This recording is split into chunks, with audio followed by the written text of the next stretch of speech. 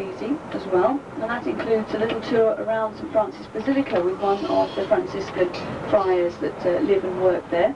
We have a little tour organised for everybody in the morning, and then after the morning's over, we'll about optional tours we have organised there for you later. That takes us on to Monday, so we're in Rome from Thursday night and then on to direction. You arrived on your own, under your own steam.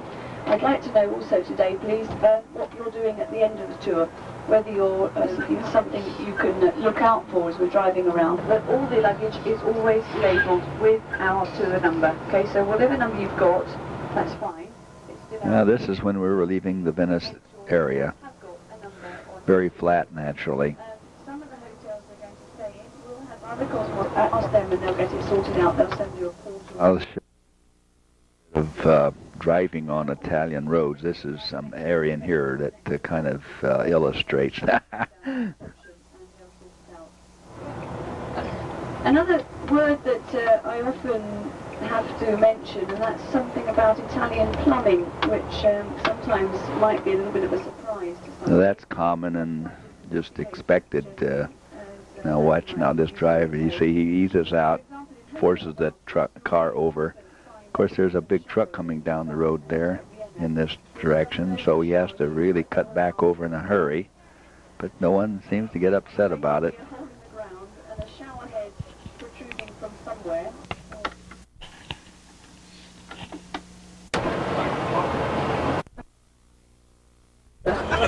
Works quite well, so any other ideas, just let me know. Coffee, soft drinks, and usually snacks as well, sandwiches, rolls and self, but obviously it doesn't have the history or the fame, so it's known as the poor man's Venice. An island quite heavily dependent on its fishing industry. In fact, you'll see out here in the waters, as they get a little bit deeper, fishing nets, fishing boats and fishermen, as well as of course the seabirds here who are doing their own fishing. You can see the water here is quite shallow, but it gets deeper the further out we drive towards the island of Chioggia.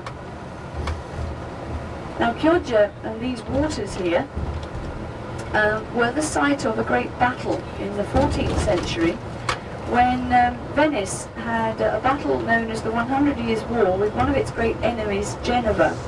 Now before Italy was made a united country in 1870, it was divided up, eating out and tipping. You're going to need some money changed. Several points here. First of all, Italy is a country of bureaucracy, and the banks particularly are very fond of large and complicated sheets of paper. Not only visiting the Italian state, we're going to be visiting San Marino today, which is another state, and the Vatican City when you get down to Rome. So if you're a collector, or you know somebody who is, then some different and very original stamps you can also buy in such.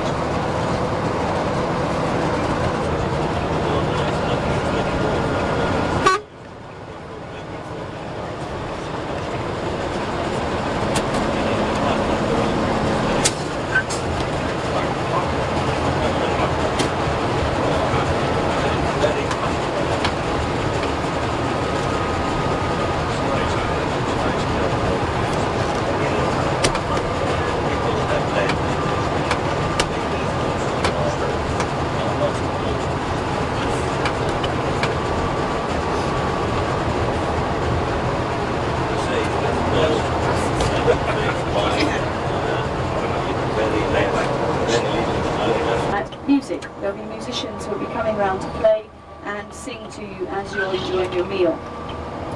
After dinner, we'll back on the bus again to head back towards the hotel, but on the way back we take a drive down Rome's most exclusive street, the Via Veneto, the centre of the coast, by about 10 miles of Sugarville Canal. Now the city these days has a population of 139,000, it's a fairly small place. It's particularly well known for beautiful mosaics, which was an art form developed here in the very early 5th century.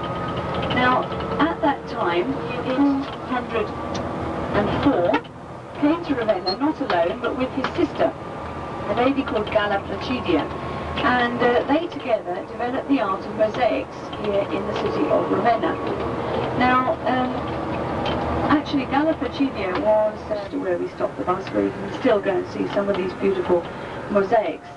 That church built in the year 500, so basically founded in the very, very beginning there of the 6th century, and beautiful mosaics inside it. Now we're going to have an hour and a half here. We're going to leave. We were disappointed we didn't get to see any mosaics. By the time we never really found them in time. Kay had to go to the bank, took a little bit of time for that. This is a character here, one of the beggars, who's doing pretty well. Not as well as some, though. She meets all the buses according to the tour guide.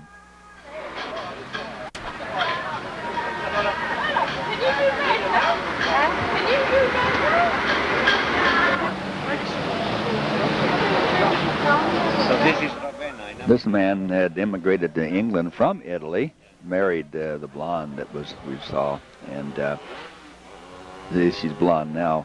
That's the lady there, and he could speak Italian, so it helped us time to time when we had to buy something. We left Venice this morning, approximately 8:30. We now had some cappuccino and sweets or something. What do you call them? Brioche, I guess.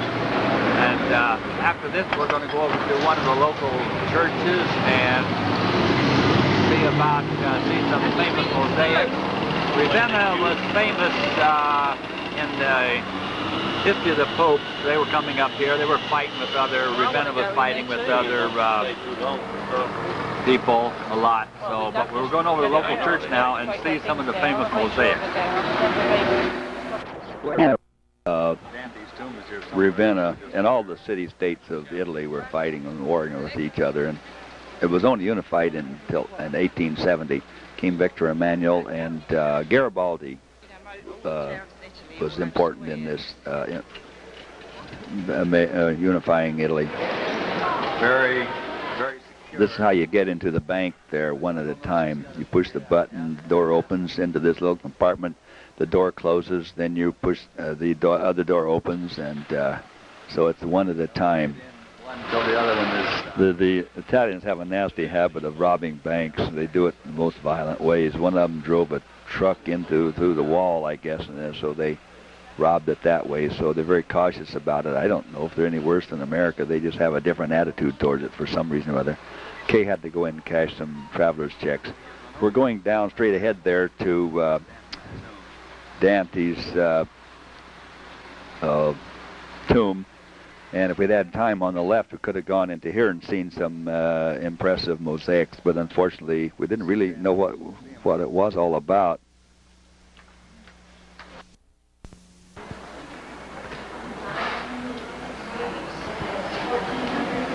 This is Dante's tomb. Trying to figure out the date. Someone explained that a certain way they had of writing some of their Roman numerals